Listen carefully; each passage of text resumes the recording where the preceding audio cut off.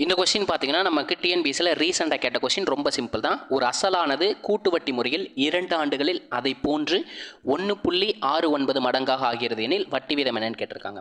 ஒரு அசல்னு கொடுத்துருக்காங்க, அந்த அசலை நான் பீன்னு எடுத்துக்கிறேன். இது எப்படி மாறி இருக்குன்னு சொல்லியிருக்காங்க, 1.6 டைம்ஸ்ன்னு சொல்லியிருக்காங்க, மடங்குன்னு சொல்லியிருக்காங்க. எதை போல்? அசலை போல். அப்போ அசலோட வேல்யூலேருந்து 1.6 டைம்ஸ் இன்க்ரீஸ் பண்ணியிருப்பாங்க. ரெண்டுதையும் நம்மளால் சிம்பிளிஃபை பண்ண முடியுமான்னு பாருங்கள். பிரின்சிபல் கேன்சல் பண்ணிடலாம். கேன்சல் பண்ணிட்டா இங்கே என்ன இருக்கும்? இங்கே 1ன்னு இருக்கும், இங்கே 1.69 இருக்கும். இங்கே பாயிண்ட்டுக்கு அப்புறம் எத்தனை டிஜிட் இருக்குது பாருங்கள், 2 டிஜிட் இருக்குது பார்த்தீங்களா? இதை நான் ஹோல் நம்பராக மாற்றிக்கிறேன். அதுக்கு பதிலாக இந்த சைடு 2 ஜீரோவை சேர்த்திடுறேங்க, 2 ஜீரோவை சேர்த்திடுறேன். அப்போ நமக்கு பிரின்சிபலோட அமௌண்ட்டும் டோட்டல் அமௌண்ட்டும் தெரிஞ்சிருச்சு. நெக்ஸ்ட்டு என்னோட வேல்யூ என்னென்னு பாருங்கள், 2 வருஷம். 2 வருஷம்னா நமக்கு வந்த வேல்யூவை அப்படியே ரூட் எடுத்துருங்க. 10 ஸ்கொயர்டோட வேல்யூ 100, 13 ஸ்கொயர்டோட வேல்யூ 169.